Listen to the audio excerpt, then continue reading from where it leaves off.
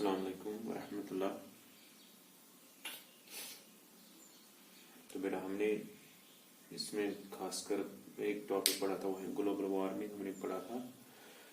तो आज हम इस ग्लोबल वार्मिंग जो है, ग्लोबल वार्मिंग की कॉन्सिक्वेंसेस हम देखेंगे। अगर ग्लोबल वार्मिंग होती है तो उससे क्या क्या चीज़ें हो जाती हैं, इफेक्ट क्या क्या होता है इससे।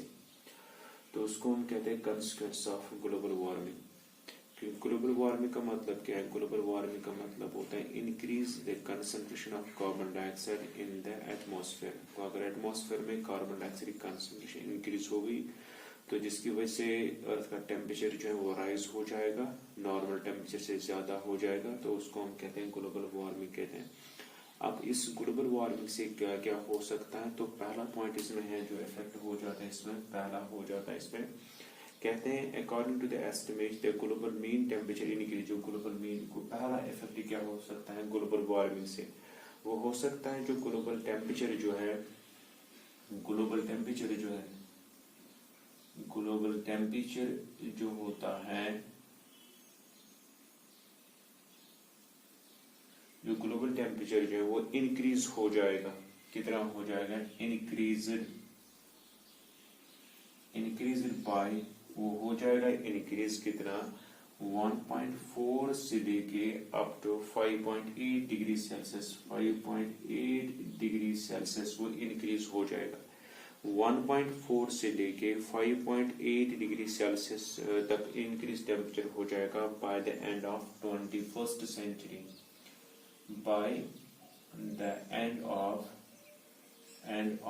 21st सेंचुरी, यानी 21 जो है 21st सेंचुरी जब एंड हो जाएगी उस वक्त जो अर्थ का टेम्परेचर जो है वो इंक्रीज हो जाएगा। कितना? वो इंक्रीज हो जाएगा 1.4 से लेके 5.8 डिग्री सेल्सियस तक इंक्रीज हो जाएगा।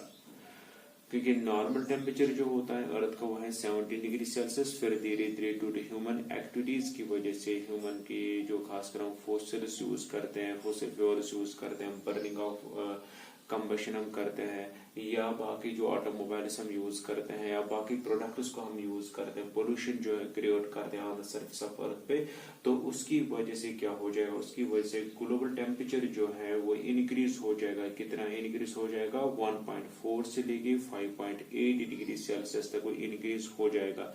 और ये कब तक हो जाएगा? By the end of 21st century, यानी 21st सेंचुरी जो है, जब ये फर्स्ट सेंचुरी, जब 22nd सेंचुरी आ जाएगी, 21st सेंचुरी जब कंप्लीट हो जाएगी तो उस वक्त अर्थ का टेम्परेचर कितना इंक्रीज हो जाएगा? वो इंक्रीज हो जाएगा 1.4 से लेके 5.8 डिग्री सेल्सियस तक, इतना इंक्रीज वो हो जाएगा ड्यू टू ग्लोबल वार्मिंग की वजह से। फिर पॉइंट नंबर 2 जो है, पॉइंट नंबर 2 इसे कौन सा इफेक्ट हो जाएगा? कहते हैं अगर ग्लोबल वार्मिंग में टेम्परेचर ज्यादा हो जाएगा, ये टेम्परेचर क्या करता है? ये टेम्परेचर फेवर होता है various pesticides and parasites and paste जो होते हैं उनको वो इंक्रीज देता है, उनका नंबर जो है वो इंक्रीज है, वो सर्वाइव ज्यादा करते हैं, यानी इंक्रीज टेम्परेचर। पॉइंट नंबर 2 जो है वो है इंक्रीज टेम्परेचर जो है। अगर ज्यादा टेम्परेचर इंक्रीज हो गया तो इससे क्या हो जाता है? फेवर्स यानी वो इंक्रीज टेम्परेचर क्या है? वो इंक्रीज टेम्परेचर फेवरेबल है किन के लिए? फॉर सर्वाइवल, फेवर सर्वाइवल किन के लिए? ऑफ वेरियस पैरासाइट्स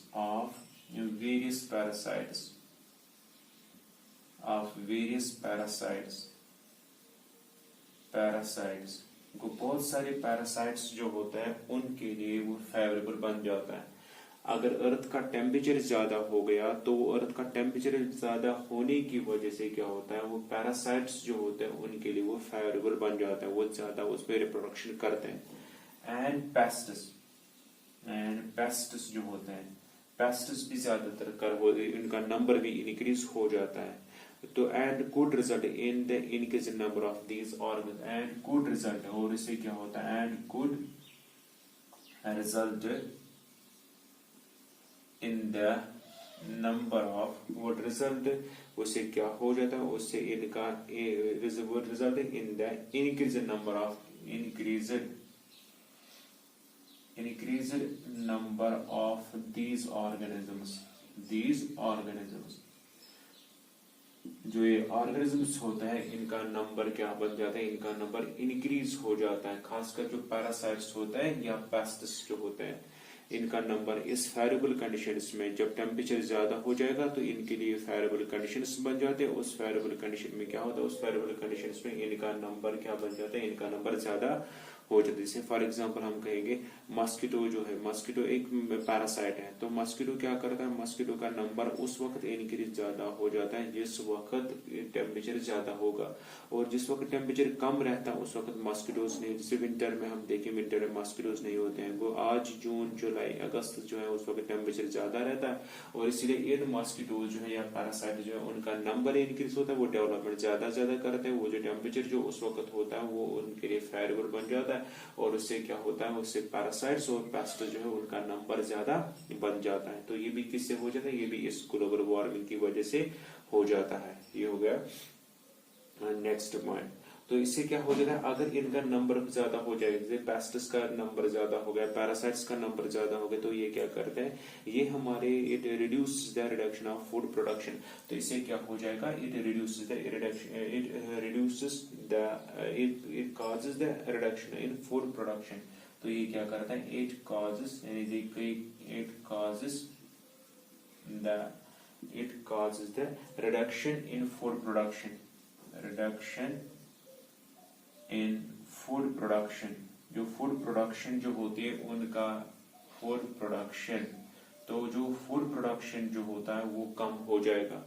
वो ज्यादातर इफेक्ट कौन करता है, उसको इफेक्ट करता है, यही पैरासाइट्स और पेस्ट्स उसको इफेक्ट करते हैं। फिर से आप सुनिए पॉइंट्स, हम पढ़ रहे हैं ग्लोबल वार्मिंग, हमने पढ़ा ग्रीन हाउस भी हमने पढ़ा, तो आज हम पढ़ रहे हैं consequences of global warming. Global warming जो उससे कौन कौन से इफेक्ट्स हो जाते हैं। पहला इफेक्ट हमने देखा ग्लोबल वार्मिंग जो होते हैं, ग्लोबल वार्मिंग में अगर टेम्परेचर ज्यादा हो जाता है, वो टेम्परेचर कितना ज्यादा हो जाता है at the end of 21st century, तो एंड वो टेम्परेचर इंक्रीज 1.4 से लेके 5.8 डिग्री सेल्सियस इतना टेम्परेचर इंक्रीज हो जाएगा by the end of 21st century. दूसरा पॉइंट हमने लिखा, अगर ये जो टेम्परेचर जो है, अगर ये टेम्परेचर इंक्रीज हो गया, नॉर्मल टेम्परेचर से ज्यादा बन गया, तो ये जो टेम्परेचर इंक्रीज टेम्परेचर जो है वो इंक्रीज टेम्परेचर किन के लिए फेवरेबल बन जाता है, वो बन जाता है पैरासाइट्स और पेस्ट्स के लिए फेवरेबल बन जाता है। और जिससे क्या होता है, उनका नंबर जो होता है, चाहे पैरासाइट्स हो चाहे पेस्ट्स हो, उनका नंबर इंक्रीज हो जाता है। जब उनका नंबर इंक्रीज हो जाएगा तो उससे क्या हो जाता है, उससे हमारा फूड प्रोडक्शन जो है वो फूड प्रोडक्शन कम बन जाता है, क्योंकि उस फूड प्रोडक्शन के ऊपर इफेक्ट करते हैं ये पैरासाइट्स या पेस्ट्स जो होता है, ये इसको इफेक्ट करते हैं। ये हो गया नेक्स्ट पॉइंट। पॉइंट नंबर जो है, पॉइंट नंबर 3 जो है, और क्या इफेक्ट होता है, कहते हैं due to the increase temperature, अगर टेम्परेचर इंक्रीज हो जाएगा, glaciers and ice caps in the polar regions would melt faster. यानी क्या कहते हैं, due to increase in temperature, temperature जब इंक्रीज हो जाएगा, इसकी वजह से क्या होता है, इसकी वजह से ग्लेशियर्स जो होता है, ग्लेशियर्स एंड आइस कैप्स जो होते हैं, पोलर आइस कैप्स जो होता है, वो क्या हो जाता है, वो would melt faster,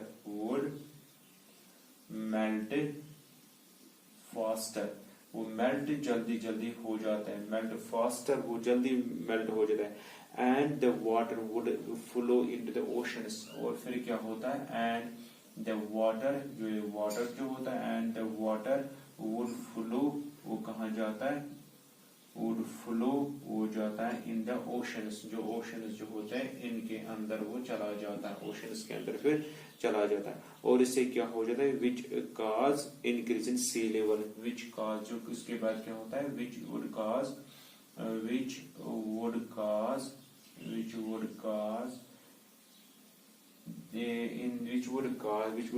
increase in sea level,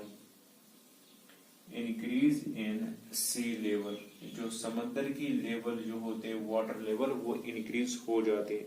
तो अगर समुद्र की लेवल इंक्रीज हो जाएगी तो उससे क्या हो जाता है, उससे जो ये जो कुछ एरिया जो होते हैं वो सबमर्जिंग हो जाए, खासकर कोस्टल एरियाज या आइलैंड जो होते हैं वो उसके अंदर चले जाएंगे, वो डीप उसके सबमर्जिड हो जाएंगे वो।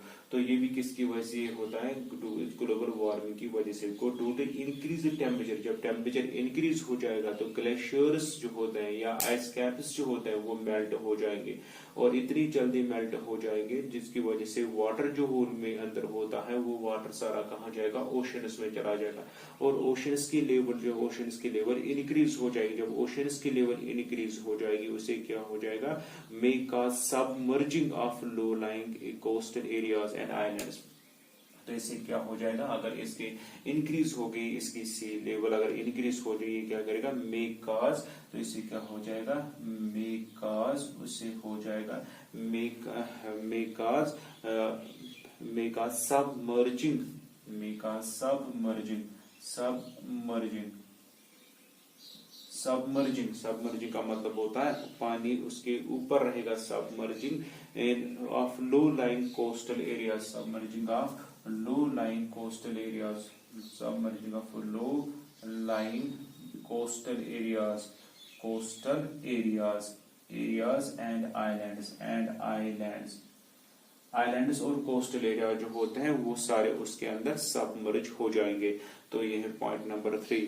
तो पहला पॉइंट है ग्लोबल वार्मिंग, जब 21st सेंचुरी कंप्लीट हो जाएगी उस वक्त इसका टेम्परेचर जो है वो टेम्परेचर ज्यादा हो गया होगा, कितना 1.4 से लेके 5.8 डिग्री सेल्सियस तक वो हो गया होगा। दूसरा है कहता है अगर टेम्परेचर ज्यादा हो जाता है ग्लोबल वार्मिंग में तो उससे क्या होता है, उससे वो टेम्परेचर जितना भी ज्यादा हो जाएगा वो ज्यादा टेम्परेचर फेरेबल बन जाता है पेस्टिस के लिए, पैरासाइट्स के लिए, जिससे क्या हो जाता है, जिससे उनका नंबर इंक्रीज हो जाता है। जब उनका नंबर ज्यादा इंक्रीज हो जाएगा तो उससे हमारा क्रॉप प्रोडक्शन जो है वो रिड्यूस हो जाता है, वो कम हो जाता है। पॉइंट नंबर 3 हमने पढ़ा due to the increase temperature, अगर टेम्परेचर इंक्रीज हो जाता है ग्लेशियर जो होते हैं या आइस कैप जो होते हैं वो मेल्ट जल्दी से हो जाता है, और जब वो मेल्ट हो जाएंगे जो वाटर उनके अंदर होता है वो वाटर कहाँ जाएगा, वो वाटर ओशंस में चला जाएगा, और उससे क्या हो जाता है, उससे सी लेवल जो है वो इंक्रीज हो जाएगी। अब अगर सी लेवल इंक्रीज हो जाएगी उससे क्या हो जाएगा, उससे जो सबमर्जिंग एरिया जो होते हैं जैसे कोस्टल एरिया जो होते हैं या आइलैंड जो होते हैं वो उसके अंदर सबमर्ज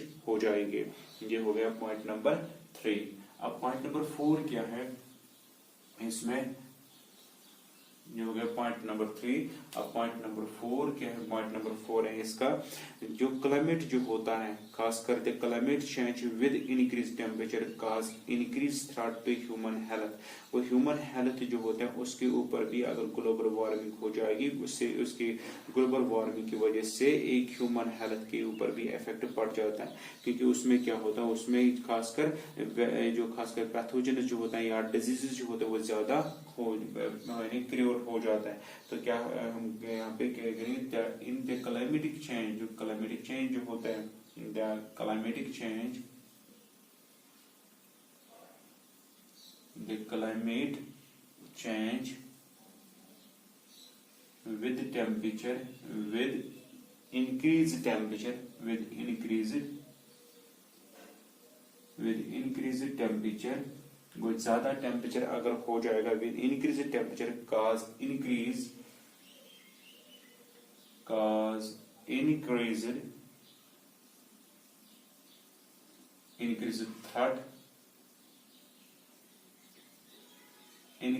थ्रेट्स, उसे नुकसान ज्यादा पड़ जाते हैं। तो किनके लिए, टू ह्यूमन हेल्थ,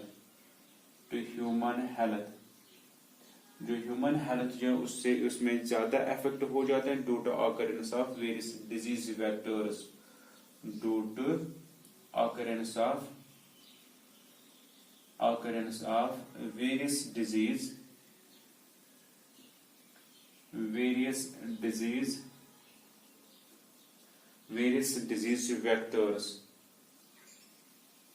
वेक्टर्स कहते हैं जो एजेंट्स होंगे जिनके जरिए डिजीज फैल जाती है, जैसे इंसेक्ट्स हैं या एनिमल्स हैं जिनकी वजह से ये डिजीज काज हो जाती है।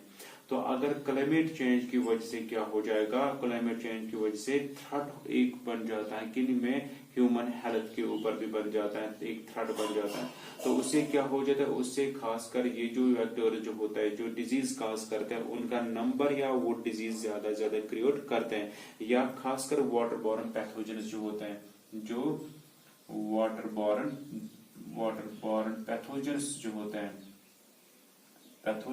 होते हैं उनका नंबर भी या उनकी डिजीज या वाटर बॉर्न डिजीज फिर ज्यादा क्रिएट हो जाते हैं। तो ये भी किससे हो जाता है, ये भी एक क्लाइमेट चेंज की या ग्लोबल वार्मिंग से हो जाता है।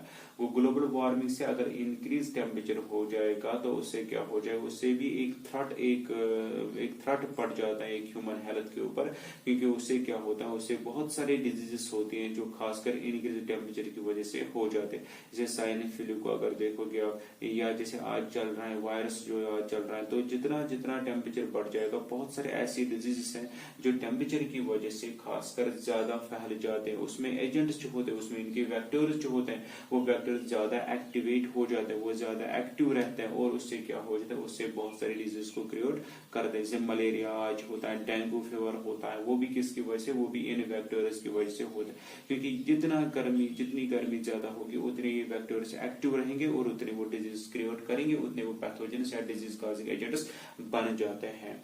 ये हो गया पॉइंट नंबर 4।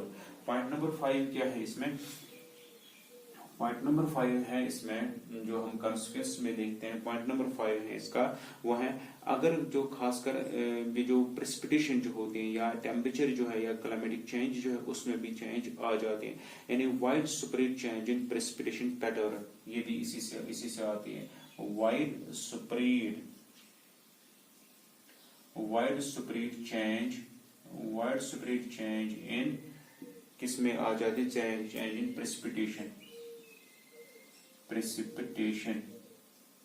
प्रेसिपिटेशन का मतलब होता है रेनफॉल। वो रेनफॉल पैटर्न जो है उसमें भी चेंज आ जाती है, प्रेसिपिटेशन पैटर्न। वो रेनफॉल जो है वो अपने अपने टाइम पे नहीं आ जाती, उस वक्त पड़ जाती जिस वक्त हमें जरूरत नहीं होती है। Due to change pattern of, खासकर ये भी किसी वजह भी हो जाता है इस ग्लोबल वार्मिंग की वजह से। वो ग्लोबल वार्मिंग की वजह से क्या होता है, वाइड स्प्रेड बहुत सा एक चेंज आ जाती है, खासकर किसमें, रेनफॉल पैटर्न में एक बहुत बड़ी चेंज आ जाती है। तो उसको भी ये भी हो जाता है किन की वजह से, इस ग्लोबल वार्मिंग की वजह से ये हो जाती है। फिर पॉइंट नंबर 6 क्या है, पॉइंट नंबर 6 है extension of plants and animals which can not survive at high temperature range. यानी इससे क्या हो जाता है, खासकर ग्लोबल वार्मिंग से बहुत सारे ऐसी स्पीशीज हैं प्लांट्स और एनिमल्स की जो गायब भी हो गई, क्योंकि वो उस टेम्परेचर में सर्वाइव नहीं कर पाए जो टेम्परेचर खासकर ग्लोबल वार्मिंग से हो गया। तो हम लिखेंगे यहाँ पे extension of plants and animal species जो होती हैं वो गायब भी हो गई, किसकी वजह से, which cannot survive, जिन्होंने सर्वाइव नहीं किया किसमें, एट हाई टेम्परेचर में, एट हाई टेम्परेचर। जब टेम्परेचर ज्यादा हो गया तो उस हाई टेम्परेचर में वो एनिमल्स सर्वाइव नहीं कर पाए, तो उसकी वजह से वो एनिमल्स गायब भी हो गए। उनका जो खासकर जेनेटिक जो है या उनका जो उनकी जो जीन्स जो होते हैं वो जीन्स गायब उनमें हो गए। तो इसको हम कहते हैं extension of plants and animal species जो है विच कैन नॉट सर्वाइव, जिन्होंने सर्वाइव नहीं किया, खासकर किसमें, हाई टेम्परेचर के अंदर उन्होंने अपने आप को जिंदा नहीं रखा। तो उसकी वजह क्या हो गया, उसकी वजह से वो एनिमल जो है वो प्लांट स्पीशीज जो है या एनिमल स्पीशीज है वो गायब भी हो गई। तो इसको हम कहते हैं कॉन्सिक्वेंस ऑफ ग्लोबल वार्मिंग। तो कॉन्सिक्वेंस ऑफ ग्लोबल वार्मिंग पहला पॉइंट हमने लिखा, पहला पॉइंट कहते हैं जो at the end of the 21st century उस वक्त ग्लोबल टेम्परेचर कितना होगा, वो होगा वो इंक्रीज हो गया होगा 1.4 से लेके 5.8 डिग्री सेल्सियस तक उतना टेम्परेचर होगा। दूसरा हमने लिखा बहुत सारे पेस्ट्स या पैरासाइट्स जो होते हैं वो इस टेम्परेचर में ग्लोबल ग्लोबल वार्मिंग जब ज्यादा टेम्परेचर होता है अर्थ का उस वो उनके लिए फेवरेबल बन जाता है और उस वक्त वो अपने आप को सर्वाइव करते हैं और बहुत सारे डिजीज को क्रिएट करते हैं, उनका नंबर इंक्रीज हो जाता है उस हाई टेम्परेचर के अंदर।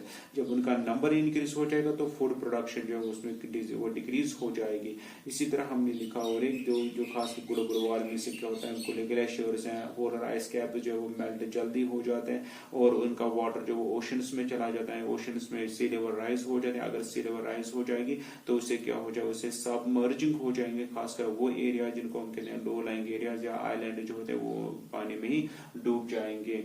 तो फिर उसके बाद पॉइंट नंबर 3 जो है वो हमने लिखा, खासकर अगर ज्यादा टेम्परेचर जो होगा, ये पॉइंट नंबर 4 क्लाइमेट की वजह से क्या हो जाता है, ये थ्रेट होता है ह्यूमन हेल्थ के लिए, क्योंकि ह्यूमन हेल्थ में भी बहुत सारी डिजीज हो जाती है और वो डिजीज काजिंग एजेंट जो होते हैं वो ज्यादा तब एक्टिव रहते हैं जिस वक्त टेम्परेचर ज्यादा हो जाएगा।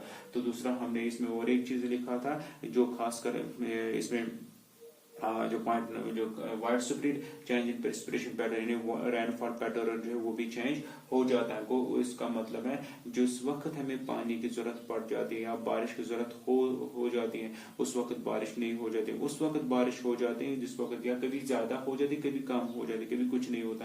तो इसी को कहते हैं प्रेसिपिटेशन चेंज, जिसको हम मानसून भी कहते हैं। मानसून कभी चेंज हो जाता है तो वो किसकी वजह से होता है, वो इसी ग्लोबल वार्मिंग की वजह से हो जाता है। सबसे बड़ा थ्रेट जो है ऑन दिस यूनिवर्स पे वो है ये ग्लोबल वार्मिंग। तो दूसरा होता है कुछ एनिमल्स खासकर जो एक्सटेंट हो गए, प्लांट स्पीशीज एक्सटेंट हो गए, एनिमल स्पीशीज एक्सटेंट हो गए, जिन्होंने अपने आप को सर्वाइव नहीं कर पाया, नहीं रखा, खास करके इसमें हाई टेम्परेचर में। कुछ अगर ज्यादा टेम्परेचर हो गया, हाई टेम्परेचर होगा, उस वक्त उस टेम्परेचर के अंदर ये जो कुछ स्पीशीज है प्लांट्स के या एनिमल्स के जो खत्म ही हो गई, जो जिन्होंने अपने आप को सरवाइव नहीं कराया, खास करके इसमें इस हाई टेम्परेचर में उसने सरवाइव नहीं किया। ये था इनका कॉन्सिक्वेंस। अब हम देखेंगे इसमें स्ट्रेटजीज कौन कौन से हम करेंगे जिससे हम ग्लोबल वार्मिंग को कम कर सकते हैं। एक तो ग्लोबल वार्मिंग होती है, फिर उसके इफेक्ट्स क्या क्या है। अब उसको हम कुछ ऐसे मेथड्स हम देखेंगे जिस मेथड से हम ये चीज कर सकते हैं जिससे ये ग्लोबल वार्मिंग थोड़ा बहुत है हम कम कर सकते हैं। वो कौन कौन से हैं उसको हम कहते हैं स्ट्रेटजीज। कौन कौन से स्ट्रेटजीज हम उठा सकते हैं जिससे हम क्या कर सकते हैं, रिड्यूस द ग्लोबल वार्मिंग, से हम ग्लोबल वार्मिंग को कम कर सकते हैं। तो ये है टॉपिक नेक्स्ट, वो है स्ट्रेटजीज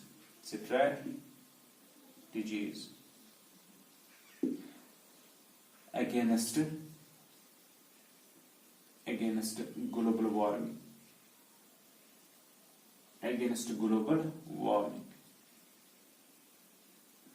ग्लोबल वार्मिंग की वजह से तो हमने देखा इफेक्ट कौन कौन से होते हैं। अब हमें वो इफेक्ट्स वो चीजें वो कदम उठाने हैं जिससे हम क्या कर सकते हैं, वो इफेक्ट्स कम होने चाहिए। तो वो कौन कौन से स्टेप्स हैं। पॉइंट नंबर 1 जो है हमें क्या करना चाहिए, हमें करना चाहिए reducing the emission of green house gases. Point number 1 जो सबसे इंपॉर्टेंट है, रिड्यूसिंग, ये हमें कम करना है, रिड्यूसिंग द इमिशन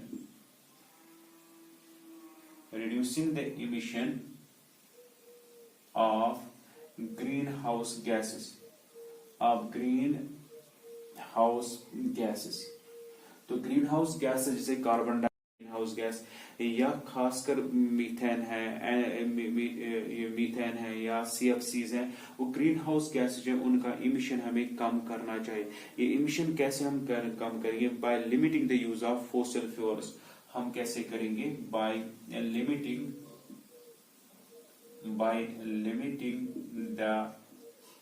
हम कम फॉसिल फ्यूल्स को यूज करें, by limiting the use of fossil fuels.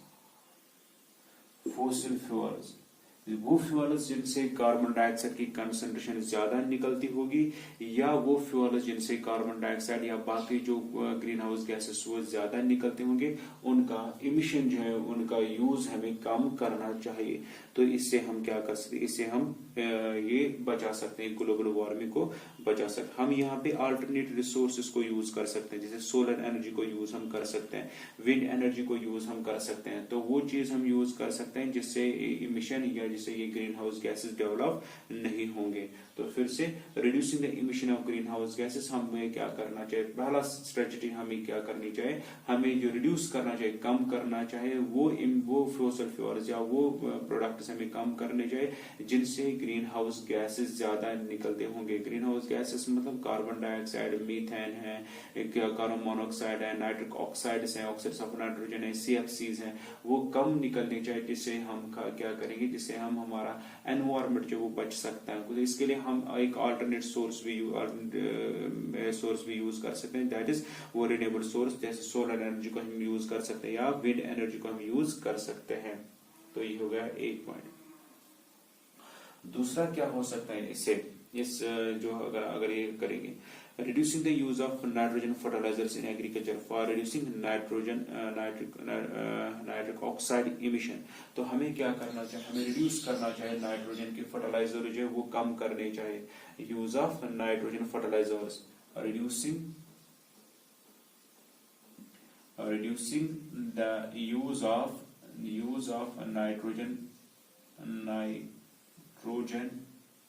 reducing the use of nitrogen fertilizers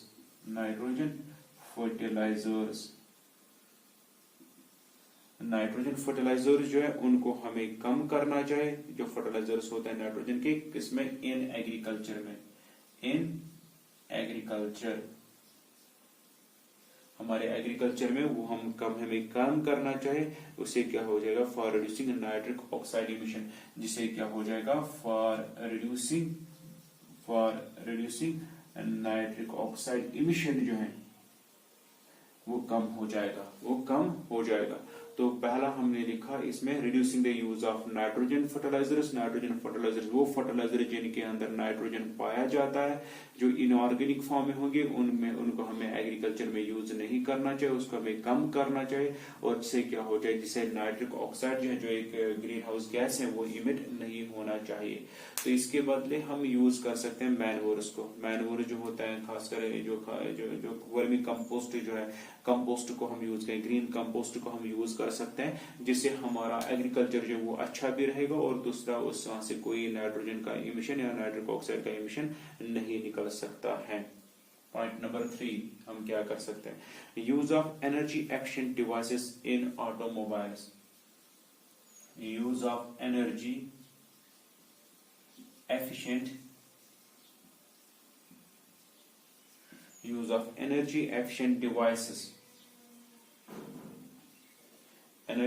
devices in automobiles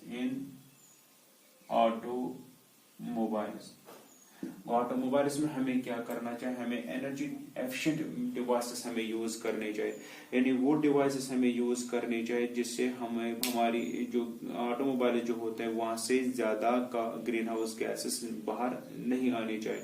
जैसे फॉर एग्जाम्पल हम CNG LPG को यूज कर सकते हैं या CNG को यूज कर सकते हैं, या पेट्रोल और डीजल जो होता है, जितनी गाड़ी पुरानी हो जाती है उतना वो फिर कार्बन डाइऑक्साइड को ज्यादा इमिट करता है।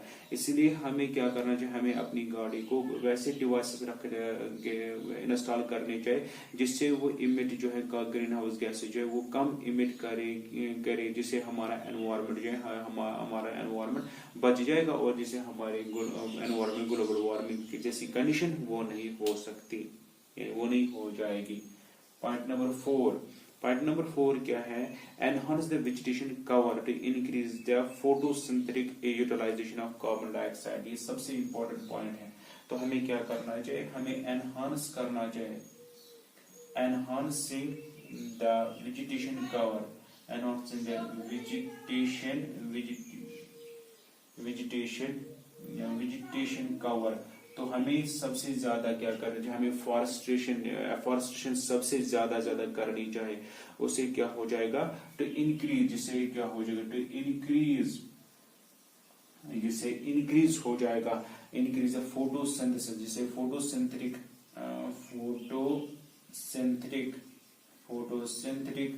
जो है photosynthetic utilisation of carbon dioxide ज्यादा होगी, utilisation analysation of carbon dioxide वो ज्यादा हो जाएगा।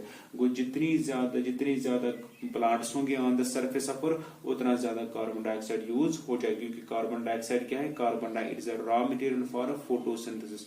ये एक रॉ मटेरियल है किन के लिए, फोटोसिंथेसिस, या एक प्लांट्स को फोटोसिंथेसिस करने के लिए उनके पास जो ये खासकर ये एक प्रोडक्ट जो है, ये जो खासकर ये कार्बन डाइऑक्साइड जो है उनके लिए एक फूड डेवलप करता है। तो इसी तरह इसलिए अगर जितना हम लोग क्या करेंगे, हम लोग हमारे पास वेजिटेशन जितनी ज्यादा होगी, जितने ज्यादा प्लांट्स इस अर्थ के ऊपर होंगे, इस सरफेस के ऊपर होंगे, तो प्लांट्स क्या करेंगे, वो प्लांट्स इस कार्बन डाइऑक्साइड लेवल को ज्यादा यूज करेंगे और हमें वहां से ज्यादा ऑक्सीजन मिल सकता है। इसलिए ये जो प्लांट जो होते हैं इनको कहा जाता है लंग्स ऑफ द अर्थ, अर्थ के लंग्स होते हैं ये। तो जितना हम ये उतना ये प्लांट्स इस अर्थ को एनवायरनमेंट साफ रखेंगे और कार्बन डाइऑक्साइड कंसंट्रेशन जो है वो ज्यादा इंक्रीज नहीं हो जाएगी और जिससे ग्लोबल वार्मिंग भी नहीं हो सकती। तो ये है कुछ स्ट्रेटजी जो हमें करनी चाहिए।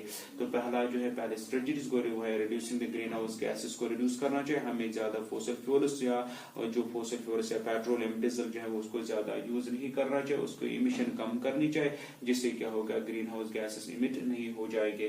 दूसरा हमने लिखा हमें क्या करना है, हमें रिड्यूस करना चाहिए नाइट्रोजन फर्टिलाइजर जो है, वो फर्टिलाइजर जिनके खासकर इनऑर्गेनिक फर्टिलाइजर जो होंगे वो जिसमें नाइट्रोजन होगा, वो जो हम एग्रीकल्चर में यूज करते हैं उनको ज्यादा यूज नहीं करना चाहिए, जिससे क्या हो जाएगा, जिससे नाइट्रोजन जो है वो रिड्यूस हो जाए, नाइट्रिक ऑक्साइड जो है वो ज्यादा इमिट नहीं हो जाएगी। फिर हमने लिखा इसमें use of energy efficient device, हमें एनर्जी एफिशिएंट डिवाइसेस यूज करने चाहिए ऑटोमोबाइल्स में, जिससे क्या हो जाएगा, वो डिवाइसेस जो खासकर कार्बन डाइऑक्साइड को ज्यादा इमिट नहीं करेंगे, या जिसे कैसे हम यूज करते हैं आजकल सीएनजी को यूज करते हैं अपनी गाड़ियों में, या एलपीजी को यूज करते हैं आजकल, नई टेक्नोलॉजी सोलर एनर्जी को यूज किया जाता है गाड़ियों में, जिससे पोल्यूशन क्रिएट ज्यादा, जिससे ग्रीन हाउस गैसेस ज्यादा रिलीज, ज्यादातर तो क्या कुछ रिलीज नहीं हो जाते हैं उससे, तो वहां से हमारा एनवायरनमेंट बच जाता है। फिर इसी तरह हमने इसमें लिखा एनहांस द वेजिटेशन कवर, जो वेजिटेशन कवर जो है उसको एनहांस ज्यादा करना, जितना हम इस वेजिटेशन कवर को ज्यादा रखेंगे उतना हमारे फोटोसिंथेसिस ज्यादा हो जाएगी। जब फोटोसिंथेसिस ज्यादा हो जाए, फोटोसिंथेसिस में क्या होता है, फोटोसिंथेसिस में एक ग्रीन हाउस गैसेस ज्यादा यूज हो जाता है for the manufacturing of food के लिए, वो है कार्बन डाइऑक्साइड। वो जितना कार्बन डाइऑक्साइड ज्यादा होगा present on the surface of earth को, अगर हमारे पास वेजिटेशन ज्यादा होगी तो वो कार्बन डाइऑक्साइड वो यूटिलाइज करेंगे फॉर मैन्युफैक्चरिंग ऑफ फूड, तो उससे क्या हो जाएगा, उससे कार्बन डाइऑक्साइड की लेवल ज्यादा नहीं बन जाएगी, वो एक नॉर्मल में रहेगी। फिर उसके बाद हमें क्या करना चाहिए, और एक चीज इंपॉर्टेंट है, वो है डेवलपमेंट ऑफ सीएफसी सब्स्टिट्यूएंट्स। हमें क्या करना चाहिए, हमें सीएफसी के बदले कुछ अलग गैसेस को यूज करना चाहिए, क्योंकि सीएफसी भी जो क्लोरोफ्लोरोकार्बन जो है वो डेवलपमेंट ऑफ CFCs सब्स्टिट्यूएंट्स, वो CFC जो है, जो क्लोरोफ्लोरोकार्बन है, जो ओजोन लेयर में इफेक्ट करता है, या ये ओजोन के बदले फिर ग्रीन हाउस में भी इफेक्ट करता है, ग्रीन हाउस को भी ये क्रिएट करता है, तो इसके बदले हमें कोई दूसरी गैसेस को यूज करना चाहिए, जिससे क्या हो जाएगा, जिससे ग्रीन हाउस इफेक्ट नहीं हो जाएगा, जिससे ग्लोबल वार्मिंग नहीं हो जाएगी। तो ये है इसके खासकर कॉन्सिक्वेंस ऑफ ग्लोबल वार्मिंग, और दूसरा इसमें स्ट्रेटजीज ऑफ ग्लोबल वार्मिंग। तो इंशाल्लाह नेक्स्ट हम पढ़ेंगे इसमें और एक topic, that is ozone layer, और फिर उसमें हमें लास्ट टॉपिक बचा होता है वो है वेस्ट्स के बारे में, वो इंशाल्लाह हम पढ़ेंगे।